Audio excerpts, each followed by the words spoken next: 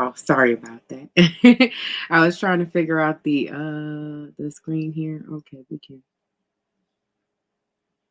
This is also why I need to get me some glasses. I'm working on it.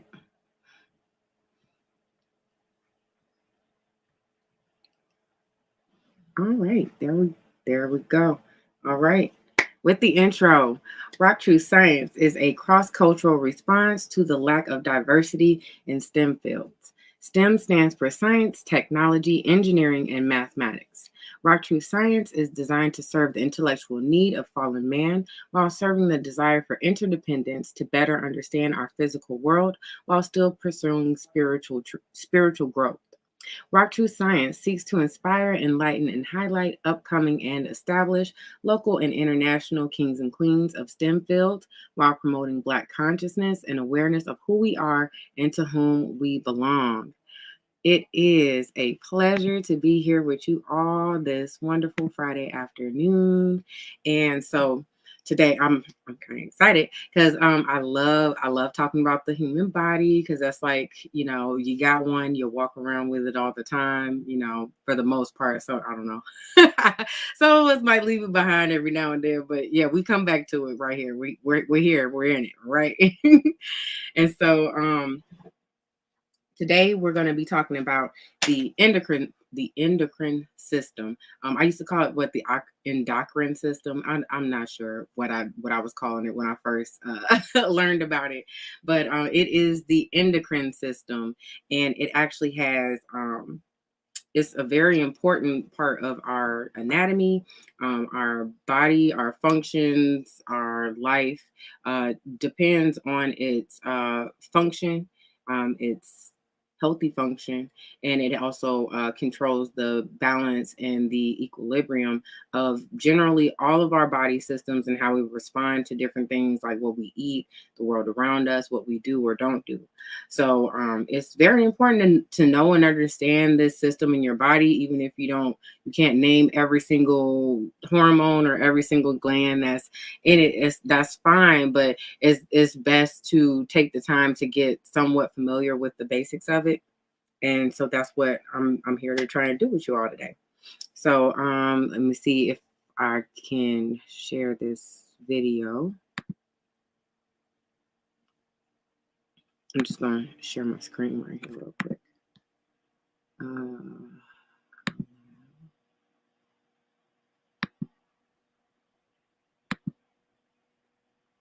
is it just streamer? Is that how it's going to do that? I don't know. We'll see if this works. Ooh, days on days on days. All right. Is that how I will share that? I can't see if y'all can see this because when I switch screens, I can't see it either. So let's see. It says I'm sharing Firefox.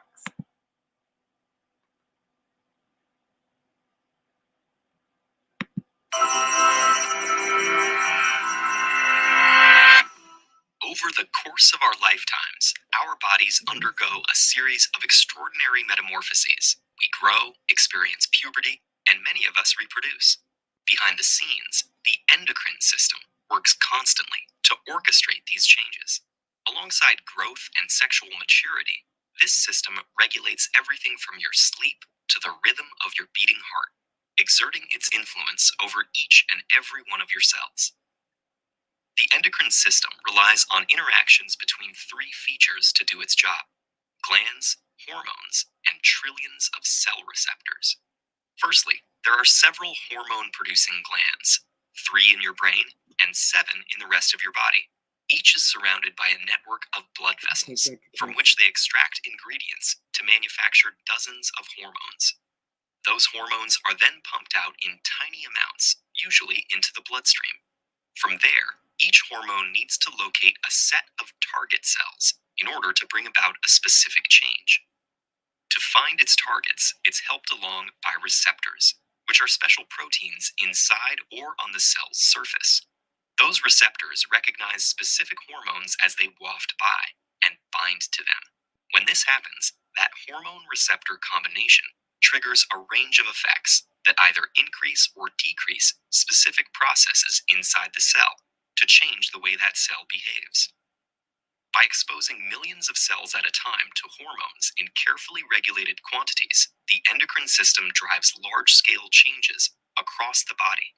Take, for instance, the thyroid and the two hormones it produces, triiodothyronine and thyroxine. These hormones travel to most of the body's cells, where they influence how quickly those cells use energy and how rapidly they work. In turn, that regulates everything from breathing rate to heartbeat, body temperature, and digestion. Hormones also have some of their most visible and familiar effects during puberty. In men, puberty begins when the testes start secreting testosterone. That triggers the gradual development of the sexual organs, makes facial hair sprout, and causes the voice to deepen and height to increase. In women, estrogen secreted from the ovaries signals the start of adulthood. It helps the body develop, makes the hips widen, and thickens the womb's lining, preparing the body for menstruation or pregnancy.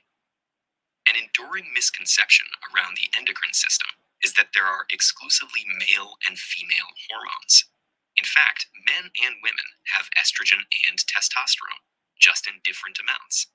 Both hormones play a role in pregnancy as well, alongside more than 10 other hormones that ensure the growth of the fetus, enable birth, and help the mother feed her child. Such periods of hormonal change are also associated with fluctuations in mood. That's because hormones can influence the production of certain chemicals in the brain, like serotonin. When chemical levels shift, they may cause changes in mood as well. But that's not to say that hormones have unlimited power over us.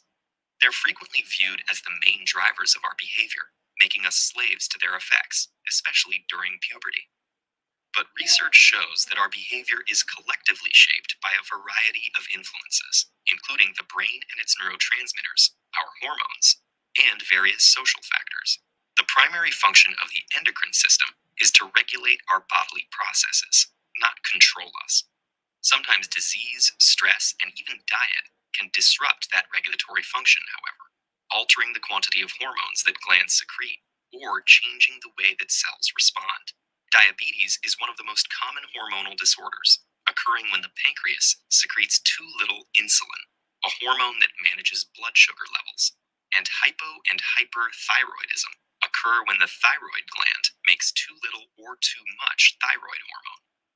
When there's too little thyroid hormone, that results in a slowed heart rate, fatigue, and depression. And when there's too much thyroid hormone, weight loss, sleeplessness, and irritability. But most of the time, the endocrine system manages to keep our bodies in a state of balance. And through its constant regulation, it drives the changes that ultimately help us become who we are. If you want to learn more about the ins and outs of the human body. All right. So that was I like that video. It was a very thorough and quick 5 minute, like that was literally like 5 minutes, overview of how our endocrine system works in our body. And then I like the point that they really made and that they pointed out was that it does not control you.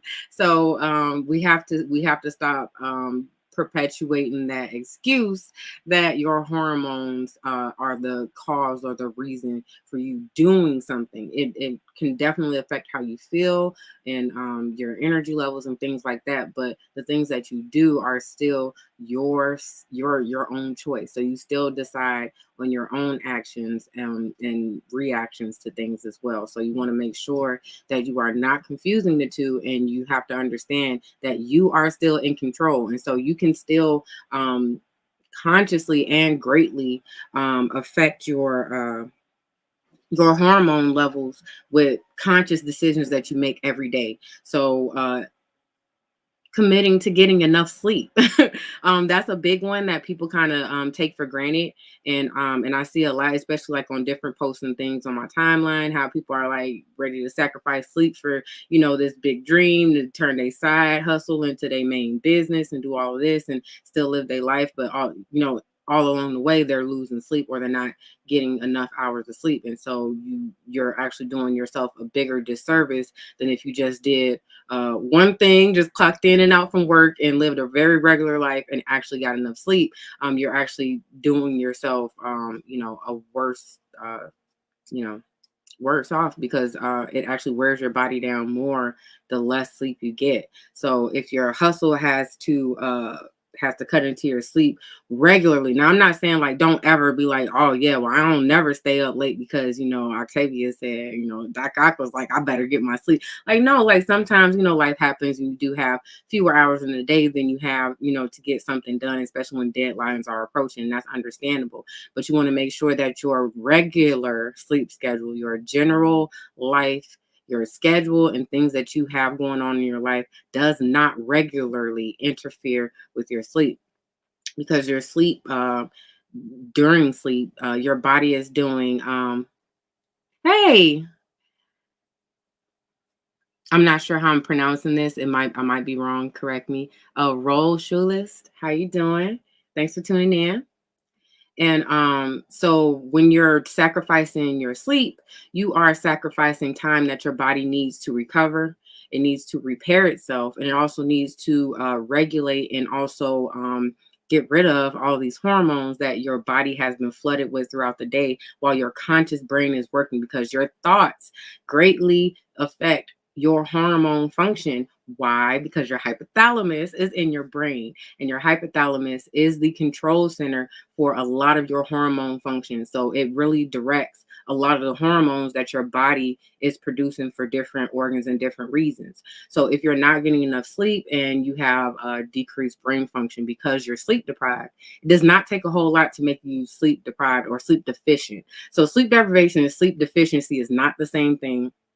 Sleep deprivation is actually a subcategory of sleep deficiency. So you can be sleep deprived and not necessarily be sleep deficient, because sleep deprivation is like, is it it's chronic. It's the chronic application of sleep deficiency. So if you're sleep deficient, then that just means that you're maybe 1 or 2 nights a week, you probably might have missed out on your full 7 or 8 hours, however many hours that you need, and you might start feeling the effects. But sleep deprivation is a more chronic. Is that correct? I'm gonna have to review, because I actually covered this in one of my videos when we were going through the sleep awareness week. So I did talk about that. I'll have to dig that up and get that clarified, because I don't remember myself. I just know I make sure I get enough sleep, so I don't have to know the difference. All right. What is in my eye? And so with that being said, we can go ahead and get into some more. Oh, sheesh. I think I had that's what it is. I had lotion on my hand and then I rubbed my eye. Oh my goodness. Don't do that. So with your functions, your glands. So the entire endocrine system consists of, let me get these notes right. We have 1, 2, 3, 4, 5, 6, 7 to 8 glands. So your one of the glands you actually only have up until puberty. So your thymus is something that you are born with, and it's really big. Actually, it starts out very big. In newborns, it actually stretches because it's like right behind your sternum, in between your sternum, the bone there, and your lungs. And so it starts out as like this big butterfly sheet of a gland. And I mean, it's not that big in newborns because they're newborns, but their entire chest almost is covered by the thymus gland. Why? Because that's making their immune system. So when babies are born, they have a very non-existent immune system for the most part. So the thymus is the one that creates their immune cells. So their T cells and their B cells, it's what creates all of those cells and helps prepare their body to be self-sufficient. And then once they hit puberty, then all of the cells that need to be created are already made, and then your lymph system takes over. So your lymphatic system is like little different nodes and all around your body that stores these immune cells when they're needed for fighting off bacterial and viral invaders. And so when once that organ kind of it atrophies. So it basically shrinks over time as its function is no longer needed. Hey, baby girl. So, baby girl, she still has her thymus. So she's got a nice size thymus. So it would probably be about the size of my hand and it's right there on your chest. And so a lot of times when kids get sick, that actually helps work their thymus, and it gets their thymus activated and in creating more of those cells. So don't be like, oh no, I don't ever want my baby to get sick. Like, I mean, you don't want them to get so sick that they have to be hospitalized, but some sickness is actually good for them because it works their immune system. It gets their immune system primed so that they can be fully functional, healthy adolescents in adults. And then in the brain, so you have 3 of your endocrine glands in your brain. So one is the pituitary gland, which a lot of people really associate with like puberty and stuff like that, but it does more than that. So it actually still its most important functioning is during puberty and things like that, but it still functions pretty much for your whole life. And what that does is it really helps direct a lot of the signals for other hormones like your testosterone and estrogen and things like that. So it does continue to function even beyond puberty, and it does still control what people call sex hormones, the testosterone, the estrogen, and progesterone, especially in women because our bodies cycle through those hormones monthly, as opposed to men. They do have estrogen in them, as the video clarified. There is a big misconception that only testosterone is found in men and only estrogen is found in women, when it's not. It's a pretty even not an even mix, but it's they're found in varying levels. And then also not even just being a woman means that you'll have really high estrogen levels, because we notice sometimes there might be higher levels of body hair. There might be other functions that rely on estrogen levels to be higher, and you notice those functions start to falter, or there are symptoms that indicate that estrogen levels might be lower and testosterone levels could also possibly be higher. So a lot of what we eat and do affect those levels as well. So when you have a healthy functioning endocrine system, you're going to notice that a lot of things are come easier to you, and also just feel more comfortable as well in your general day-to-day functioning. And you also have, like I said, the hypothalamus. That's the control center, and that actually does it controls things a lot with the what is that? The ADH. So the which is a hormone as well that's produced for regulation, and oxytocin, which is known as the bonding hormone, especially in new mothers. So the brain produces a lot of that.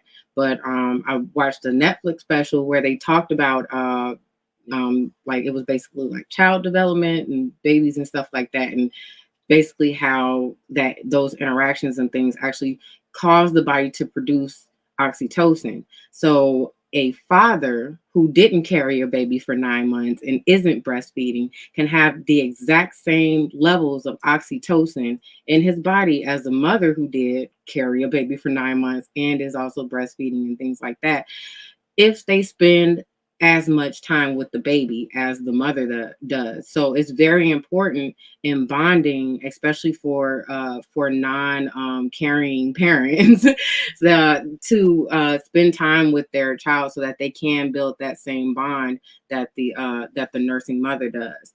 And even mothers who are either unable to breastfeed or can't breastfeed, they can still get that same bond with their child just from spending time with them, holding them, playing with them. Like any type of attention that is directed towards the child will cause your brain to produce that hormone at higher and higher levels. I thought that was very interesting. And it's also useful, especially when they were kind of using that as the reason or an excuse to say why people couldn't adopt kids at certain ages and things like that, because they were thinking like, oh, well, the parents, they can't love them the same way the biological parents can and things like that. Well, here comes science to prove you and theories and stuff wrong. So biologically speaking, that is very incorrect. Maybe socially it might have some other implications, but physically, no, there's no physical barrier to actually having a bond with your child the same way a mother would with her child that she carried. And then the pineal gland. So there's a that's like a whole nother like rabbit hole for that one. But on the surface level, this is a gland that is helpful mostly with let me make sure I'm getting this right. Melatonin, so sleep. That's what, so when I started with sleep. So your pineal gland is the main center where melatonin is produced, and melatonin is a light sensitive chemical hormone. So the darker it gets, the more melatonin your pineal gland is going to produce. And so once we the technological advances with electricity and things like that, we stop having to rely on the sun as our only source of sunlight. So that is actually what threw off our circadian rhythm. So our circadian rhythm used to be in sync with the sun. So as the sun rose, so did we. Because when the sun is coming up, the light starts to hit your eyes. And yeah, even though your eyes are closed, light still gets through. It still is sensed. If you notice when you close your eyes and look up at the sun, you can still see, you can almost see like the color of your eyelids, like the redness of the blood that's in your eyelids when you're looking at it. So your eyes are still receiving cues that is no longer dark. And so once that happens, then your pineal gland, it chills out, and then there's other organs and things that start to produce cortisol. Cortisol is also a hormone, and that is actually what helps you wake up. And a lot of people hear about cortisol mostly in reference to like stress as a stress hormone, but it does more than just stress you out. It's actually not really directly related to that type of stress. Like when you hear stress, you think like, oh, like, work is, work and, issues and things like that. You think of it like in a bad way, but stress is actually good for your body because it causes growth, it causes changes in adaptations and things. So it actually helps keep your body on its toes. So it's a good thing in moderate amounts. The issue comes in is when the cortisol levels never drop. So it's almost like your body is in a constant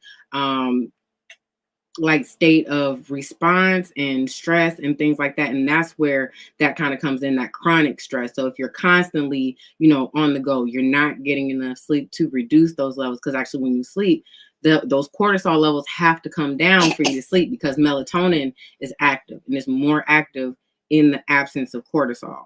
So that's what I said, get to sleep. Okay. And so also, like I said, the pineal gland, that's like a whole nother set of conversation that we can go down as far as the structure and other functions that it has. But its main structure, its main function is to regulate our sleep cycles. The thyroid. The thyroid, a lot of people kind of talk about like, oh, they got thyroid issues, but it's not. It doesn't just work to add in factors, to overweight or obesity. It also is a factor in being underweight or slim. So like the people where you see where they can eat whatever and they still never really gain weight, it could possibly be a thyroid issue. And so don't put that in your nose. Thank you. And so with that, you have T3 and T4 hormones that are produced by the thyroid. The T3 is the active form. So that's the one that jumpstarts your heart, get your heart rate up, get your body to break down glucose and glucagon. And also,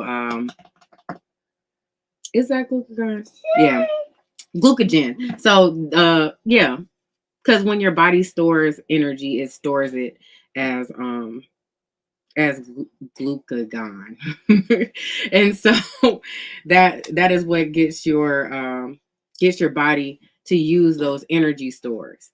And so T4 is the kind of like the inactive form that has more iodine. It's like another iodine on the chemical chain for that structure.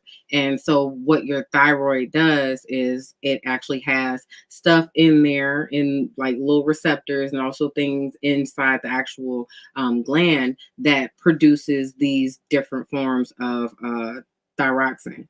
And so based on what you're eating and the other levels in your body of like iodine, because those hormones rely heavily on the amounts of iodine in your blood. So if you have too low levels of iodine, then obviously that would affect how much T4 your body can make because it needs more iodine to make that form. And if you have too much iodine, then obviously that's going to affect how much T3 your body has, because if there's nowhere to put the excess iodine, then your body isn't going to regulate it in a way to where it's going to pull it off and put more iodine in your blood. So our body is always set to be at equilibrium. Like that's its main job, its main goal is to be at equilibrium.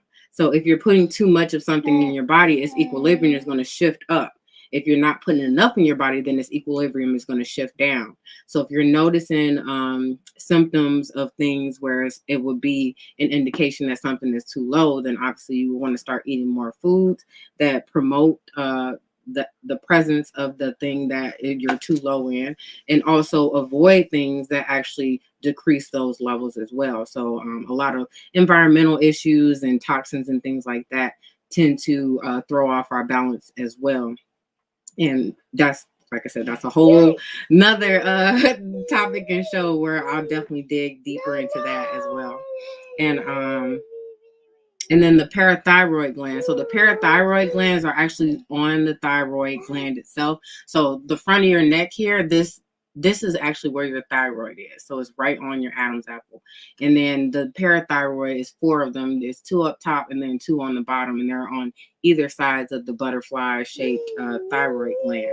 And so the parathyroid glands actually regulate your blood calcium levels, as well as and so with the blood calcium levels, calcium is extremely important for obviously bone so bone strength and growth, and then also your muscle contraction. So when you have a contraction in your muscle, the signal is sent down, and the muscle, the action potential, we talked about this. So find that video. We did talk about this. So the action potential that is created by the sodium in your body that generates the contraction of the muscle is also, can I get this back, please?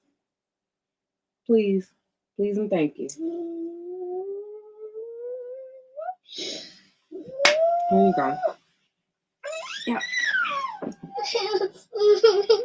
And then potassium is the relaxation ion. So calcium acts as kind of like an activator for that muscle contraction once that action potential is created by the sodium that's in your blood. And the pancreas. So I know a lot of people might have heard of the pancreas at surface level issues. And so its main function is to produce insulin, which regulates your blood sugar levels. So when insulin is released, it actually signals your cells to take up glucose. And so if you don't have enough, what's going on? If you don't have enough insulin in your blood, then enough cells won't be notified to get the sugar out of your blood and lower your blood sugar levels. And so that's how that's basically what diabetes is. And it's high glucose in your blood, high blood sugar levels cause a long list of problems, and it interferes with a lot of other body functions.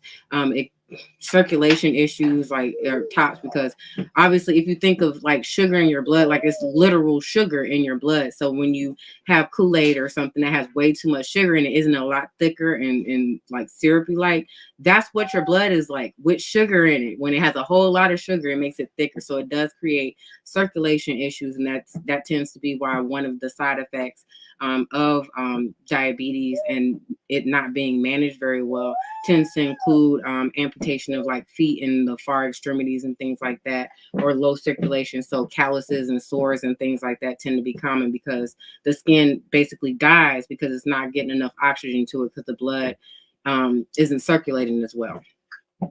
And then you have your adrenal glands, which literally, the word adrenal itself, it literally stands for ad, which is Latin for near or adjacent to, by renal, which is what they call your kidney in, fancy medical talk, is the renal gland, the renal structure. So adrenal, so near the kidney. So the adrenals literally sit right on top of the kidneys. They look like little triangles on top of your kidney. Be careful. Here, hold on. Let me unplug it. Because, you got it. All right, there you go. Yep, come on. There you go. Thank you. And so it looks like a little triangle, and that produces your adrenaline. So that's why I call it adrenaline. But the actual like scientific chemical name for it is epinephrine. And then you also have like another derivative called norepinephrine. But they both have similar functions, and they respond. They connect to the same receptors. And okay, and then now the sex organs. So in women, you have the ovaries, and in men, you have the testes, and those produce the sex hormones. So in women, the ovaries produce estrogen and progesterone. So progesterone is like it's like an in-between hormone, and this is how your body ends up with both estrogen and testosterone in it. So the ovaries does not produce testosterone. They can't, they won't, and they never will. So what your ovaries do produce is progesterone, and progesterone can be converted either to estrogen or to testosterone through different chemical processes, and depending on what organs and things it's coming into contact with. So and also what signals are requiring that to be made. The same with testosterone. So in the testes, there's the precursor hormone, and then that is converted to estrogen, along with there's other indications that certain other cells actually produce some estrogen, like fat cells. I have to find that research to specifically cite it. But over the years, there's been a lot more pointed research towards, I guess, like, researching and testing different theories. Yeah, and testing different theories about fat cells and how they affect our overall body's hormone balance and different things like that. And so with that being said, fat cells actually do regulate what is called leptin. And so with leptin is actually like a hormone that tells your body to break down fat to get more energy. So when you're hungry, your fat cells are going to produce leptin. So that's what the leptin, or is that ghrelin? It's ghrelin. So you got ghrelin, which is GRELIN, and then you also have leptin, and both of those in conjunction work to control your hunger, control if fat cells are broken down for their energy, for their fat stores. And then also, that's the thing. So fat cells are just that, they are cells. So they do not go away. So when you're working to lose weight and things like that, if you are overweight and you do have more fat cells, then those fat cells are there to store fat.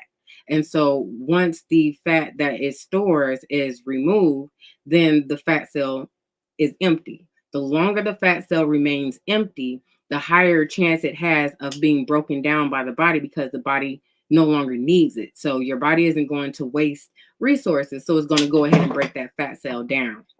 But if you are yo-yoing and your weight is constantly going up and down, your body isn't going to believe that it's not going to need that fat store anymore, because it's like, oh yeah, don't worry about it. Give her a week or two. Give her a couple of months. We'll be needing, that space there to store that extra energy again. So that's why the consistency and a lot of like wellness programs that you're seeing now, a whole lot of what the wellness coaches and everything is promoting and pushing is consistency. So whatever it is that you're doing differently to decrease either your sugar intake, your fat intake, increase your exercise, those type of things. Even if you just pick one thing and you're just consistent with it, you're going to see results. Consistency is the key, not just the thing that you're doing. The thing that you're doing is going to be determined by your body. So your body, not everybody's body responds, the same to everything. So you can't be like, oh, well, I've been vegan for 7 years and I haven't lost a pound, while this person was vegan for, a week and they're like down like 30 pounds. That's not realistic, but that's the case. So not everybody is going to experience the same changes to their body with the same changes that they do to their, to their external world and their diet, because our bodies are different. So our DNA is different. That's why you can do genetic identification and things like that, because we are all genetically unique. Stop. Give me 10 minutes, okay? Almost done. And so with that being said, also, because I finished up with that. So I know I probably mentioned this book before, but this is Hormone Intelligence by Dr. Aviva Rahm. And I love this book. You see all my little note tabs. Yeah, I've literally studied this book.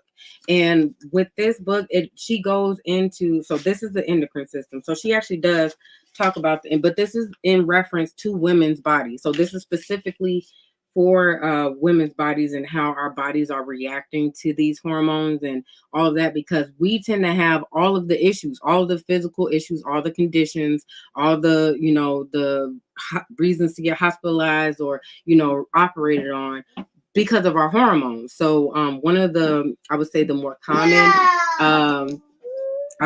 the common diseases that's associated with like hormone imbalance and things like that in women is Pcos, which is polycystic ovary syndrome, and then also endometriosis and fibroids. So a lot of I've been noticing a lot more women are being more vocal about their fibroids and their fibroid struggle, and also their recovery if they've gotten them removed, how their life has changed.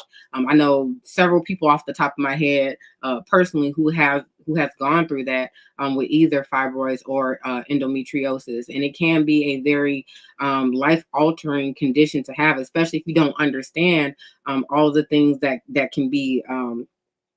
Don't chew on your boob. Stop. Thank you.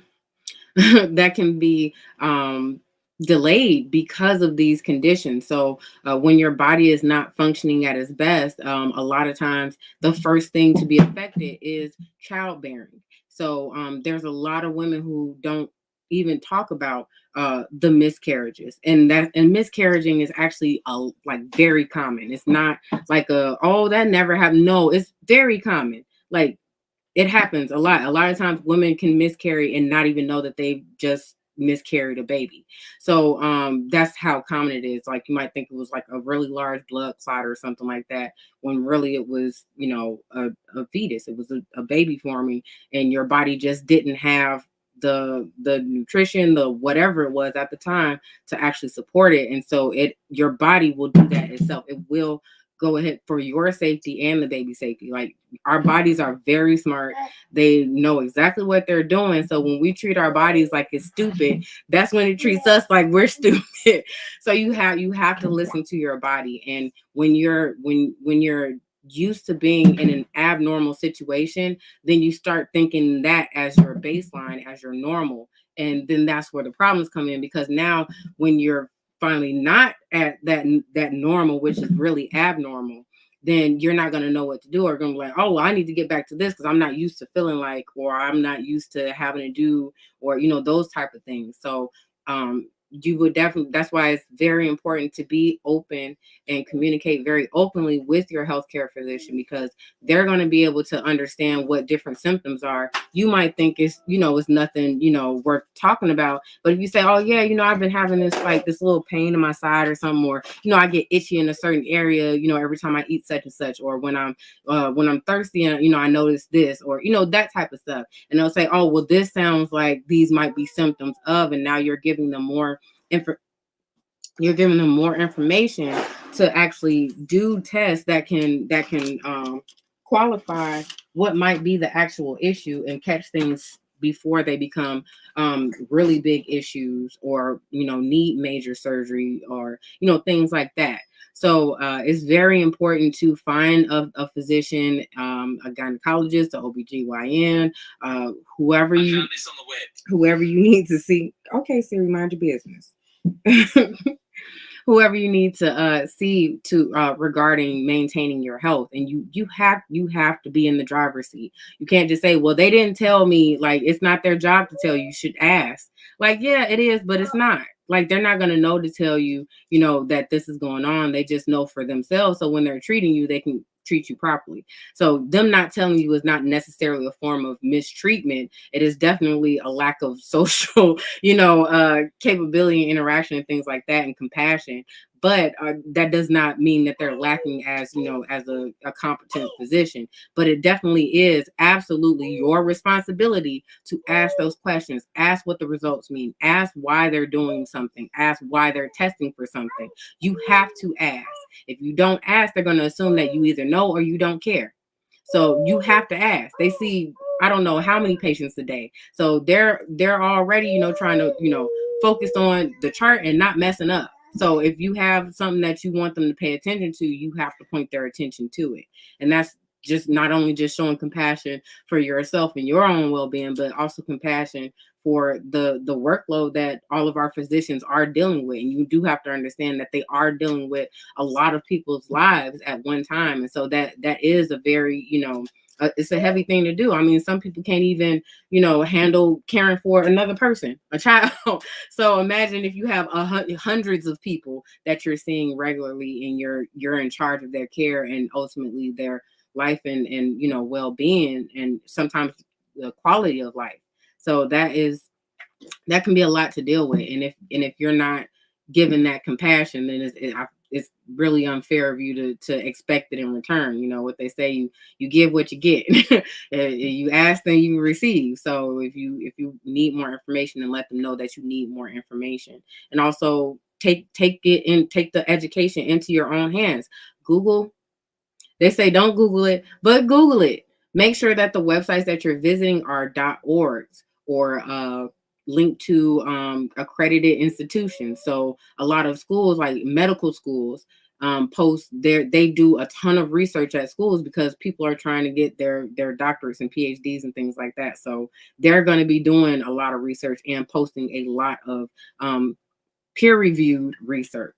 So that more than just the person who posted it, eyes have been on it. It has gone through source and site checking and all that stuff. So you don't have to worry about like, oh, are they just telling me their opinion, or is this, something that could actually be viable and useful information? So if you're not used to researching things and don't know what journals and things to access to get actual like journal peer-reviewed research articles and journals, then if you're just searching the web real quick, only use .orgs and .edus. And then you also want to make sure that the article that you're reading has sources cited on it as well. If there are no sources cited for it, I guarantee you it's probably not useful information. So that's why I like to use, is it Healthline? I haven't been on that website in a little bit, but it's Healthline.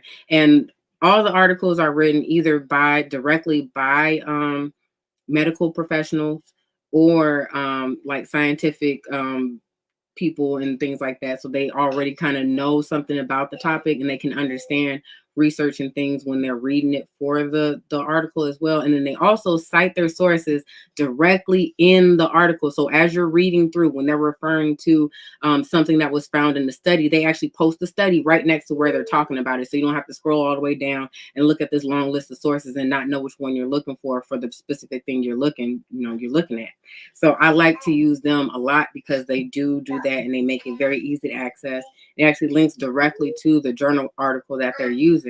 And then once you get to that journal article, if you have time, you can actually browse the website that is giving access to the journal articles for other journal articles.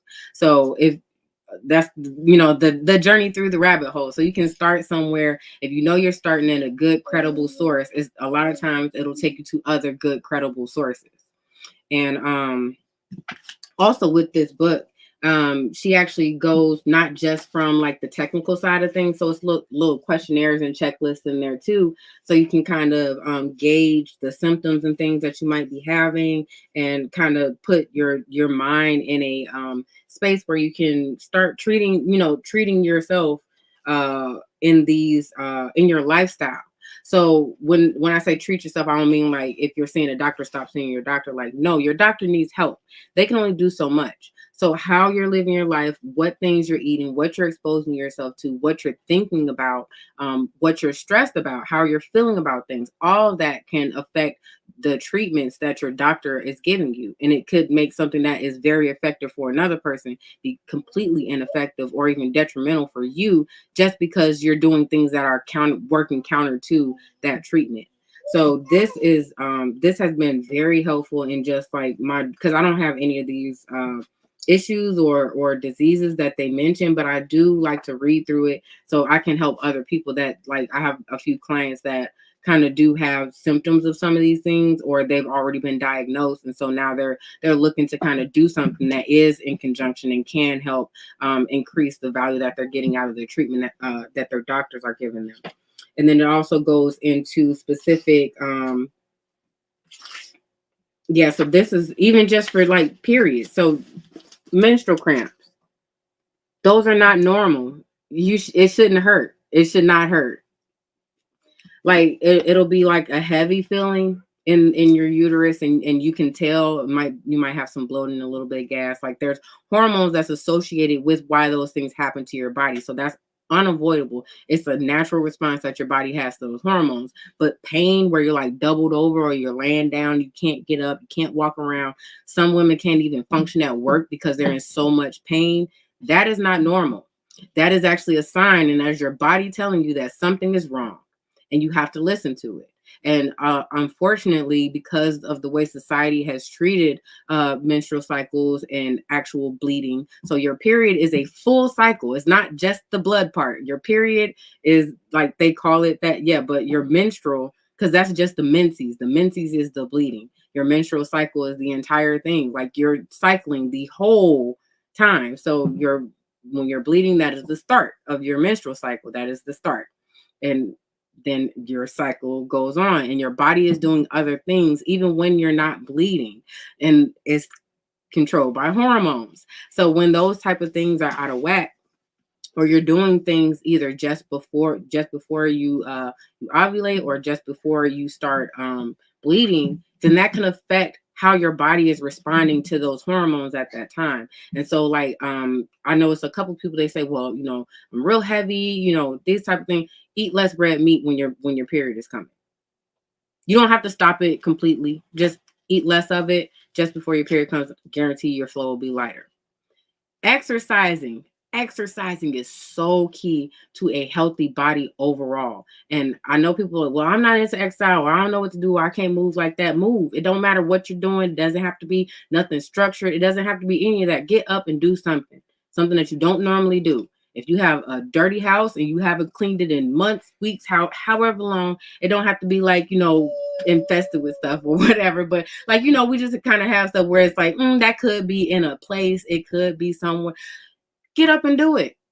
Set at least one home improvement project or something where you got to be up on your feet, or you're building something, or you're moving something like that. And it's going to put physical stress on your body, and that counts as exercise. If you break a sweat, that's exercise. Your heart rate is up, your temperature is up, your blood flow is going to be increased. Your body is going to recognize we need more energy to do this thing.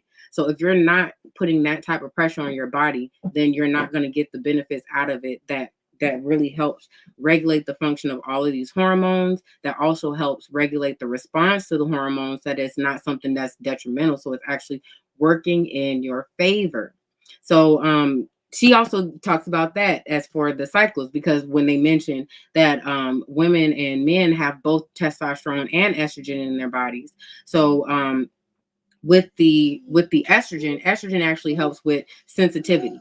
So if you're a man and you have low estrogen levels, then you're going to be less sensitive to a lot of other things, and not just emotional sensitivity, like actual physical sensitivity, like your skin, like estrogen levels actually help increase that. Like I know like they make jokes about it, like in the funny movies where like one guy, I think he was taking like a steroid or something. It was a pill though, and it got mixed up with estrogen pills, and he ended up with like larger mammary glands, and he started lactating and stuff like that. Like estrogen doesn't actually cause that. Lactation is caused by something else. It does help promote that type of stuff, but it doesn't actually cause lactation.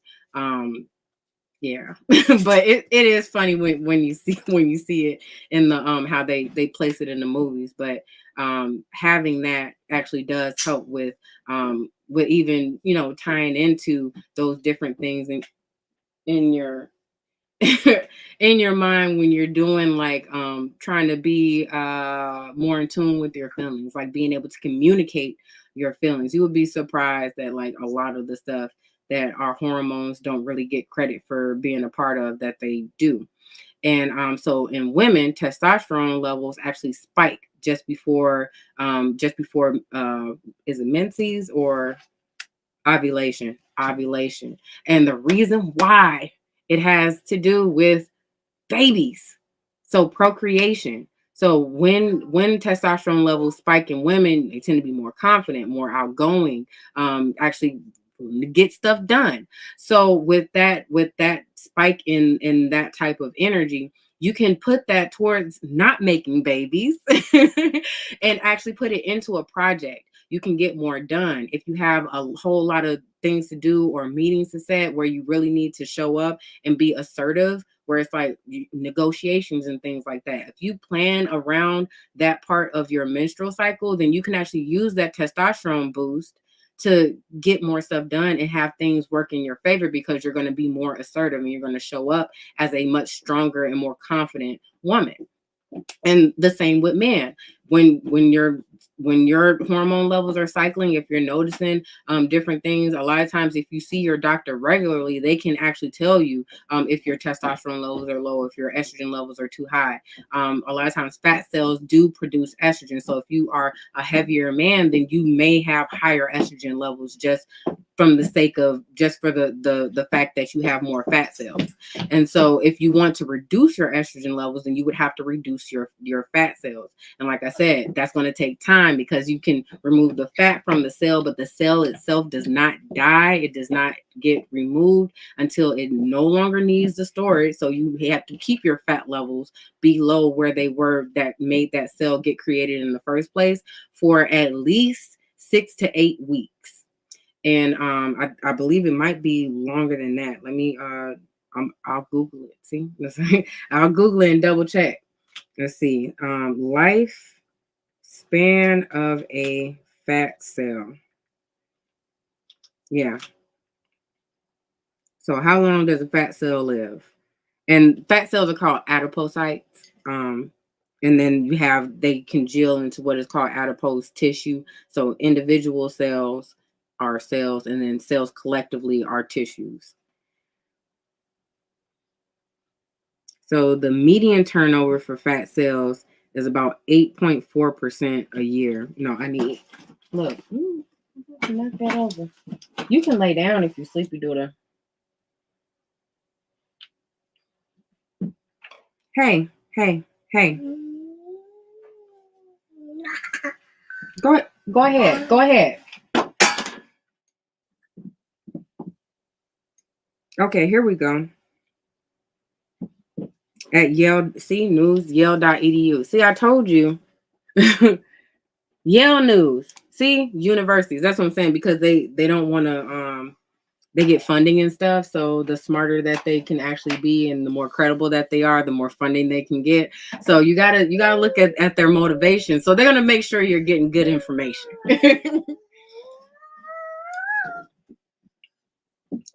Stop, okay? Stop. Yeah, and so this article is basically talking about how the fat cells don't disappear immediately. And so you would have to, I'm trying to find a definite number for the lifespan. of an actual fat cell, because all cells die. All cells, they wear out, they age, and then they die, and then they get but they get replaced. And so that's the thing. If when your body is in the process of replacing those fat cells, if you still need that storage, it's going to continue to make fat cells to replace the dying ones. So if you are below that storage need, then your body will stop forming new fat cells, and then just go ahead and let the ones that are dying be recycled, and the energy and the materials used for something else that you do still need.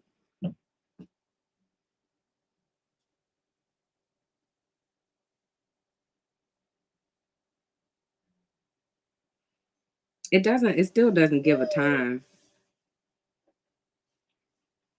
I don't I don't think they have a definite answer on that.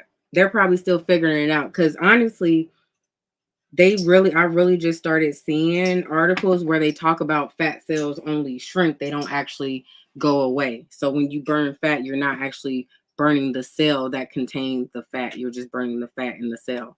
So that, yeah, maybe they'll find a definite number. Maybe they'll be able to actually monitor a specific fat cell and see how long it lives and it's gotten rid of.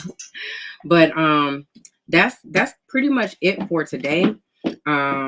This, like I said, this is a very robust topic. This is a extremely abbreviated version of this whole system.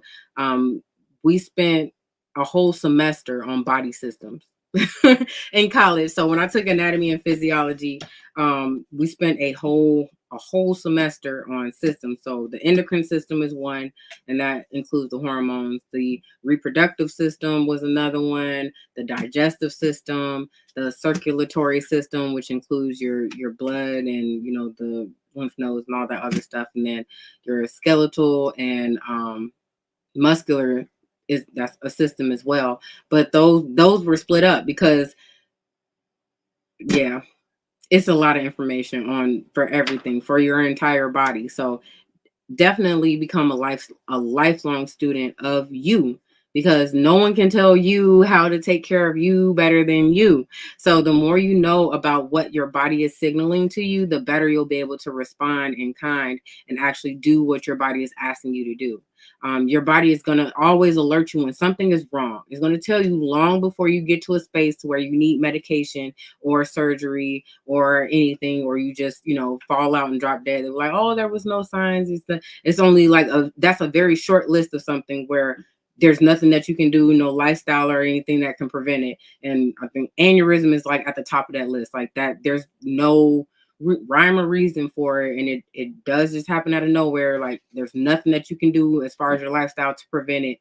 Everybody is at risk for it because they don't know what causes it for real.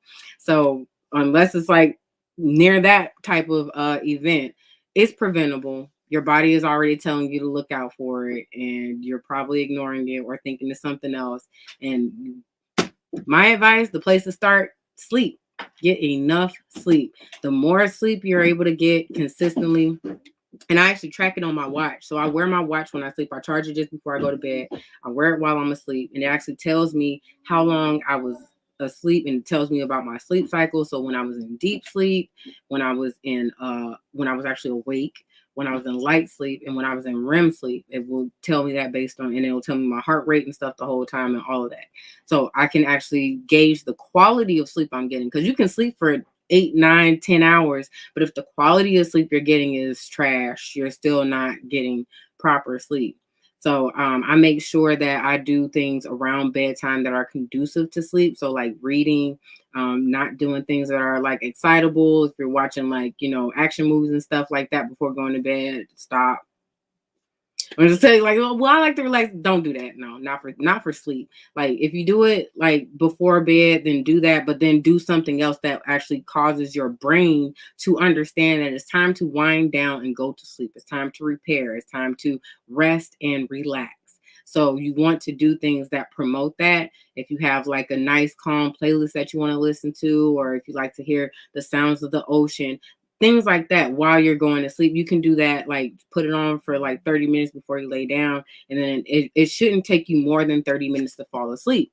So if you're laying down and you're prepared for bed and you're actually actively trying to fall asleep, if you are laying in bed awake longer than 15 or 30 minutes, you may want to think about what you're doing before bed, what you did during the day. If you had too much coffee, that might be why.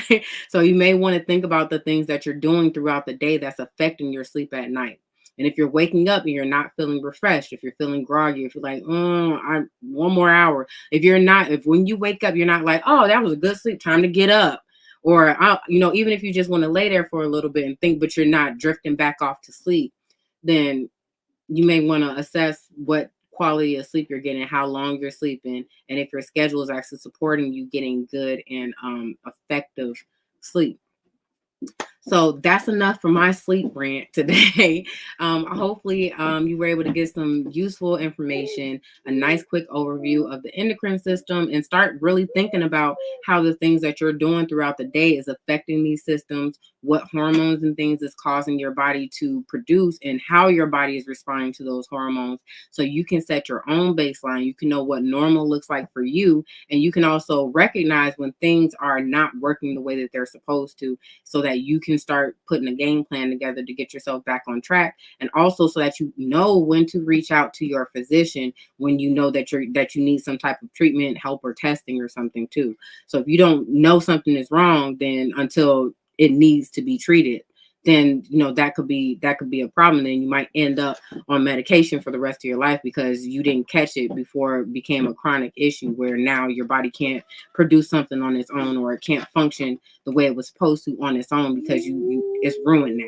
So you want to make sure that you're paying attention to yourself, because this body is the only one we get. So you can remake yourself a million times over, reputation wise, mentally, all that stuff, but the body, that's the only one we got. And once certain things are no longer available or we're able to use, that's it. We don't get another one.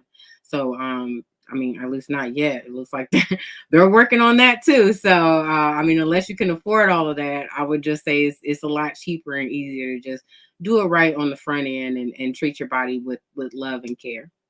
So it was a pleasure chatting with y'all today. And as always and forever, rock truth or nothing at all.